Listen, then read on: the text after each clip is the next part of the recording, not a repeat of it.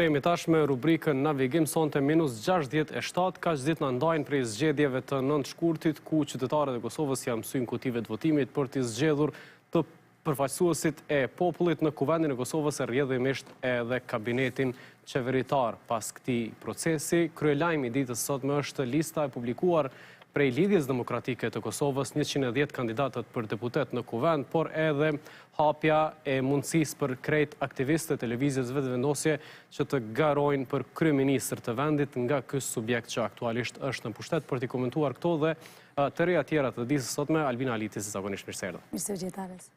110 kandidat Lidhjes Demokratike, mas shumti gjatë kësaj mbrëmje u përfal një që nuk është pjesë e listës. Agim Veliu, deputet aktual, ish kryetari Pudijevës, aktivist i LDK-s qysh moti prej filleve, nuk është pjesë e 110-shës së Lidhjes Demokratike, me cilën garon më në shkurt.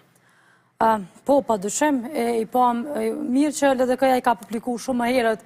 listën e plotë e kandidatëve për deputet, në mënyrë që të diskutohen edhe emrat e përveçshëm dhe të diskutohet edhe profili tyre, sepse është shumë e rëndësishme që të bëhen pjesë e Kuvendit të Kosovës, vota është shumë e rëndësishme për ta, kështu që po, pa dyshim që nuk mund të i kalojmë pa i diskutu çështjen e Agim Veliut, sepse gjithë deputetet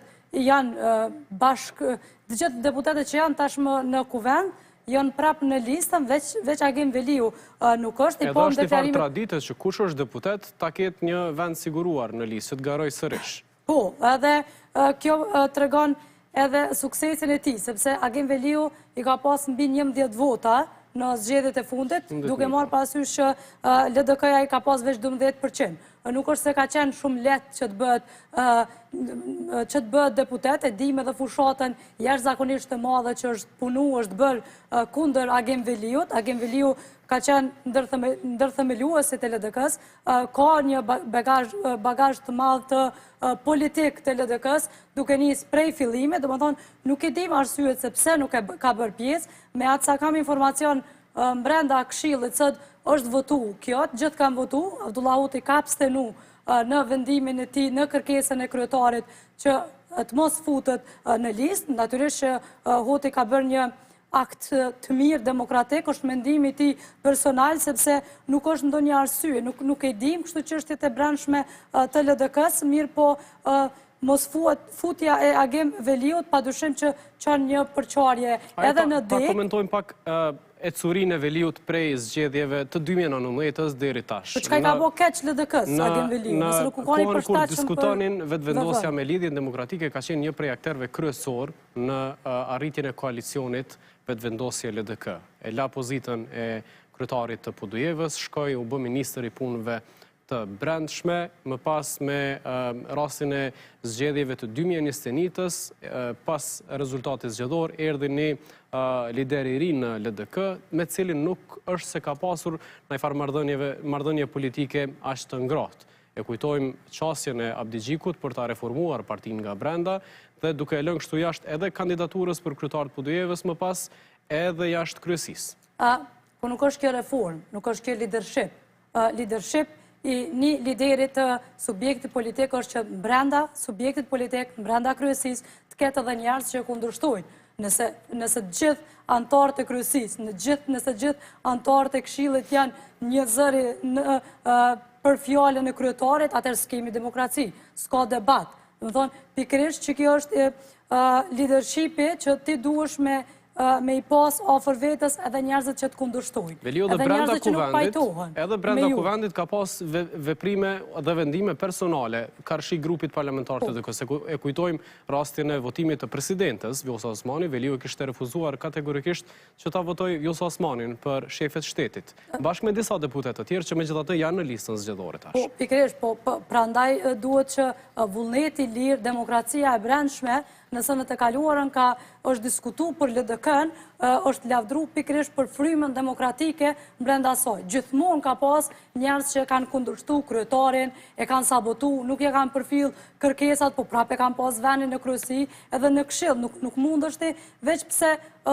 është kundër disa se ai ka vlerësu edhe ka mendu, nëse ka votu kundër presidentës Osmani ka bërë mirë, sepse po dalja presidentës Osmani shkaktoi rënien më të madhe në historitë e LDK-s me 12%. Ti mundesh me përjashtu ose mundesh me pas raportet mira me dikën, por që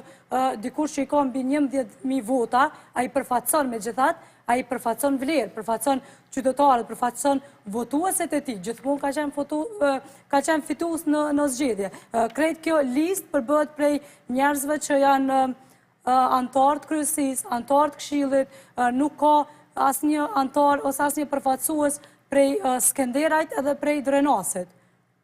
Padyshim që atje ka deg të LDK-s, mirë po nuk po shohim që ka përfaqësim. Është për shembull Valon Murtezaj, është i profesor i nderuar që është prej Skenderajit, vazhdon kontributin e tij në Francë, nuk është pjesë e listës, mandej kemi edhe Alush Gashi, nuk është Muhamet Hamiti, s'po di me çfarë arsyetimi, nuk është pjesë Agim Veliu, nuk po flas kështu si individ, po flas për çetu votat edhe atë që përfaqëson. Ne kemi tentuar sot që ta marrim një koment prej zotrit Veliu lidhur me këtë zhvillim të ri në lidhjen demokratike të Kosovës, nuk kemi arritur të marrim përgjigje, po është raportuar në media se ka pasur deklarime të tij të shkurta përmes telefonit, ai nuk është distancuar prej lidhjes demokratike, edhe pse nuk është tash pjesë e listës zgjedhore. Madje si përgjigje në disa prej portaleve pash që thotë që as plumbat nuk e kanë dalë të jetë pjesë e LDK-s dhe tash as ky zhvillim i fundit. Po, pikërisht, për ata që e njohin Agim Veliun, e din të kaluarën e tij politike, nuk është që e ka pas lehtë, Agim Veliu ka pas fraksione të mëdha me kundërshtarët politik, por asnjëherë nuk është që është ndalë, domethënë kur nuk i ka bë dëm subjektit politik. A e bën dëm tash mos përfshirja në listë, a mund të hubas vota në Podujev, lidhja demokratike? Apo nëse ka listë të freskuar, konsiderohet që mund të marrë më shumë vota? Ndoshta i ka bërë matjet më mirë LDK-ja në terren, por që në lap Agim Veliu e ka një basion, i ka njerëzit që e votojnë, i besojnë, sepse nuk është lehtë me i marrë 11.000 vota, sidomos në situatën cilën është gjendë, mirë po duhet konsensus të brendshëm politik, jo përçarje. Nëse në çdo fjalim të Lumir Abdixhikut, si kryetari i LDK-s, flet për unitet, flet për vlerat e LDK-s, flet për kontributin e madh që e kanë dhënë në të kaluarën njerëzit që kanë përfaqësuar vlerat e LDK-s, atëherë kjo ndarje nuk është se mandej po i përshtatet, sepse ka pas gjithmonë kundërshtime brenda subjektit politik dhe nuk është gjë e keqe natyrisht. Reagim ka pasur gjatë mbrëmjes së sotme edhe Faton Bislimi, që jeton në Shtetet e Bashkuara të Amerikës, e dim që ka tentuar të jetë kandidat për kryetar të lidhjes demokratike, sipas disa çështjeve statutore nuk është lejuar të jetë kundër kandidati Lumir Abdixhikut në zgjedhjet e brendshme në lidhjen demokratike. Ai ka thënë që e kupton këtë vendim që tash të mos jetë pjesë e 110-shës zgjedhore të LDK-s, por nuk e mirë kupton më. Pra, kupton, por nuk e mirë kupton. Ndërsa ka paralajmëruar një veprim politik në komunën e Gjilanit, siç ka thënë do ta vazhdojmë atje ku filloi. Nuk e di nëse do të jetë kandidat për kryetar të komunës. Lë pikpyetje shumë kjo fjali e fundit e tij. Po, ai mund të jetë kandidat ndonjë subjekti tjetër politik ose si kandidat i pavarur, por jo si kandidat i LDK-s. Me sa kemi informacione prap Lutfi Aziri do të jetë kandidat për kryetar të Gjilanit, por që edhe këto nuk është se ka mungu dialogu i brendshëm ose diskutimet e brendshme politike të përfaqësuesve të kryesisë së LDK-s për të mos hasur në përçarjet e tilla. Nëse flet për reformë të brendshme ose njerëzve të rinj që i sjell, kemi këtu plot njerëz të cilët janë rikthyer, që janë shumë kohë më parë kanë qenë pjesë e kuvendit dhe prap janë kthyer, mirë po vetëm Armend Zemaj është deputeti vetëm kështu që për 6 mandate, nëse s'gaboj 7, është mandat që e ka pas pa ndërprerje, gjithmonë ka qenë, teksa të tjerët kanë bërë lëvizje kështu brenda kohës në LDK. Prej SBA-s nuk ka asnjë kandidat për deputet nga Lidhja Demokratike, por nga Evropa janë 4 kandidat prej degëve të LDK-s në Mërgat, nga Austria është 1, 2 nga Zvicra dhe 1 nga Gjermania. 4 vende në listë prej Mërgatës këtë rast. Pra pak janë, tash kur i shet deklarimet të tyre dhe takimet kështu në diasporë, nuk është që ju kam dhënë edhe ashtu hapësirë të madhe, por që padyshim mund të sjellin vota këta përfaqësues që i ka zgjedhur LDK-ja që t'jenë pjesë e listës, por që mirë që diskutohen listat e tilla, emrat e përveçshëm, por nuk është që është diçka që mund të bëjë ndryshim të madh përfshirë edhe përfshirjen e nga diaspora. Nuk është që hyna pak me pa se kush janë ose çka përfaqësojnë këta emra, por që nuk shoh që mund të sjellin, sepse diaspora shumë voton për kandidatët e Kosovës sesa për kandidatët e diasporës. Në këtë listë zgjedhore janë edhe 2 deputetët që kanë aderuar gjatë kësaj legjislature nga subjekti në pushtet, Drita Millaku së fundmi nga Lëvizja Vetëvendosje, po ashtu edhe Darca Kica Xhelili nga partia Guxo, që është në partneritet me vetëvendosjen në pushtetin qendror. A ka emra të tjerë që befasuan në këtë listë? Jo, po këtyre emra, do më thonë, po. Megjithëse befasi Darca dhe Drita nuk janë befasi, po emra të tjerë, më të Jo, veçuar. veç se i pam që janë të përfshirë edhe kandidatë, edhe kryetarët e komuna, veç se Istogu, Prishtina dhe Fushë Kosova nuk janë të përfaqësuar me kryetarët të komuna, janë të përfaqësuar kështu me kryetarët të degëve, por jo direkt me kryetarët të komuna. Nuk e di pse Istogu jo, sepse Istogu udhëheqet nga LDK-ja, edhe kryetari ka një reputacion të mirë, ka një lidhje edhe familjare dhe të trashëgimisë politike të LDK-s, padyshim që kanë tentuar të bëjnë një gjithë përfshirje kështu, e peshojmë që masë madhe kanë mbi 23 ishin të komunës së Prishtinës, mirë do të ishte që të kishte më shumë gra se sa këto që janë 35 ose 36 gra, atë sa pata mundësi të i numëroj. Sa për ta plotësuar kuotën gjinore, çdo i treti. Po, kaq, nuk po e mendoj, po që se veç se me që kanë rëndit në mënyrë alfabetike, me gjasë vetë nuk e kanë të i kaluar këtë, dhe pse në deklarimin e tij Lumiri tha që ka përfaqësim shumë më të madh të grave se sa në listat e tjera. Megjithatë, listë ambicioze, listë e guximshme në parim, për shkak që është partia e parë që po publikon kandidatët për deputet në këtë periudhë kur ende as nuk e ka obligim ligjor që t'i bëj publik para votuesve gjithë këta emra. Para se të përfundoj afati ligjor, ndoshta partitë e tjera ende kalkulojnë se ku mund fitojnë më shumë vota, kujt mund t'ja plotësojnë ndoshta disa kërkesa, të mos i mbetet hatri dikujt tjetër. Lidha Demokratike po tregon një farë guximi me këtë veprim. Po, padyshim, edhe thash edhe në fillim, është veprim i mirë, sepse ju jepet hapësira kështu që edhe njerëzit të njohin kandidatët për deputet, po ashtu që edhe partia që ta merr një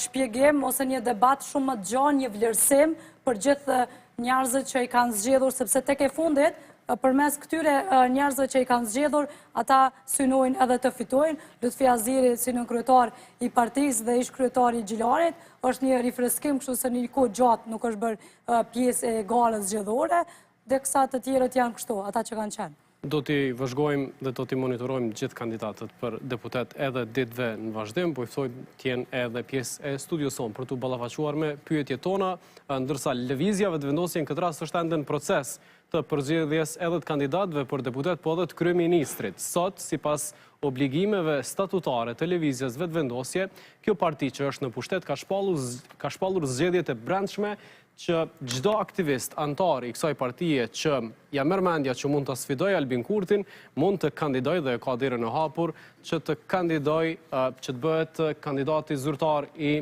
Lëvizjes Vetëvendosje për kryeministër. A ka dilema këtu? A mund të rrezikohet Albin Kurti nga brenda? Sepse nga jashtë vazhdimisht po thonë që s'kemi konkurrencë. Besoj që as nga brenda subjekti që drejtar nuk ka konkurrencë, sepse është një kryetar, zakonisht kryetarët e partive politike ndrohen pas rezultateve të zgjedhjeve ose pas qeverisjes, mirë po ky e ka dëshmuar që i ka fituar zgjedhjet e përgjithshme, megjithse në nivel lokal nuk është se ka dalë mirë Lëvizja Vetëvendosje, por që me pas një kryetar të tillë, nuk është se do duhet që ta ndryshonin, por është proces demokratik të cilin po e kalon Lëvizja Vetëvendosje për shkak periudhës kohore. Nuk e di nëse ka qenë rastësi, po koincidon me një thanje të ish antarëve të Vetëvendosjes që janë larguar prej kësaj partie për ta themeluar PSD-n, nuk ka bab, ka ide. Sot kryeministri, kryetari vetëvendosjes është në takim me mërgjimtar në Bruksel dhe në njoftimin e partisë tregohet ora, vendi ku do të takohet me mërgatën kryeministri Albin Kurti dhe salla quhet Te Baba. A mund ta komentojmë kështu në aspektin Po, pak para se me hy në emision, i pash edhe disa video që janë shkput dhe janë postu në rrjetet sociale, pash që pat njerëz goxha në numër të madh në Bruksel. E dim që kryeministri Kurti atje është për çështje tjera politike, por e ka shfrytzuar padyshim rastin që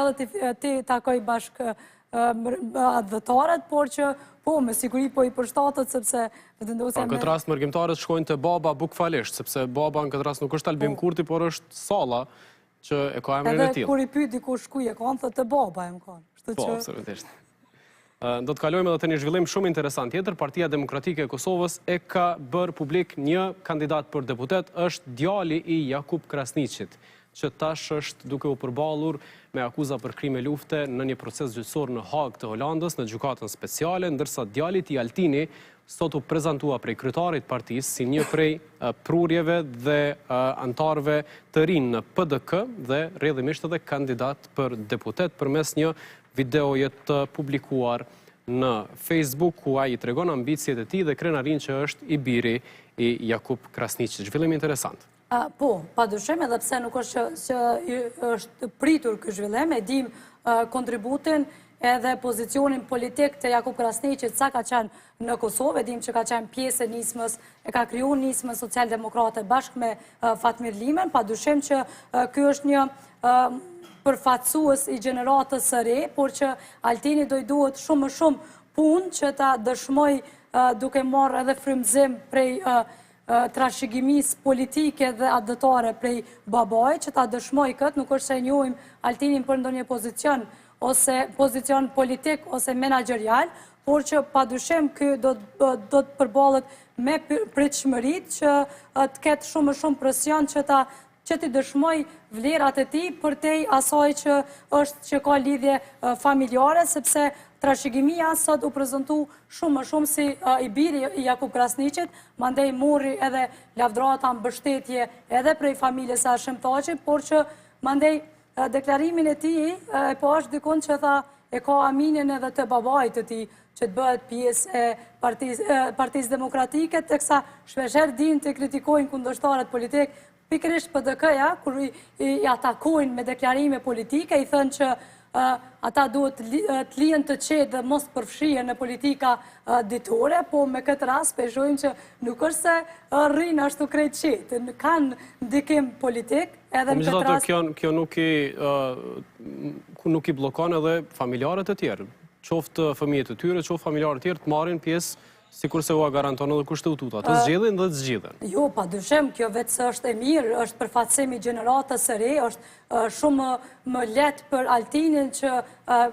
kur rrjedh nga një familje me këtë trashëgimi si Jakub Krasniqi, ka shumë më lehtë të depërtoj, përfshirë edhe votat, por që padyshim kur të arrijë në kuvend, ta dëshmoj atë që nuk është aty veç si përfaqësues dhe trashëgimtar i vlerave të Jakub Krasniqit ose si djali Jakub Krasniqit, por ai mund të jap shumë më shumë Kosovës dhe këtyre. Dhe padyshim që nuk do doja që asnjë subjekt politik të mos i përfshi trashëgimtarët e UÇK-s në përfaqësim në kuvend të Kosovës, se ata kanë një vlerë të shtuar dhe një emocion, lidhje emocionale me shtetin e Kosovës shumë më shumë se sa të tjerët. Në këtë rast edhe Ramush Haradinaj, kryetari i AK-s, ka mbajtur 2 takime sot, në Lipjan ishte për të takuar me përfaqësuesit dhe përkrahasit e AK-s, ndërsa ishte edhe një takim në nivel më të ngushtë në fshatin Goden të Gjakovës. Me kaq po e përmbyllim këtë rubrikë të navigimit, duke e falendëruar dhe Albinën për komentet si zakonisht. Shkojmë me pak marketing për të rikthyer me bisedën në studio me Hajdar Beqen, deputet i Partisë Demokratike.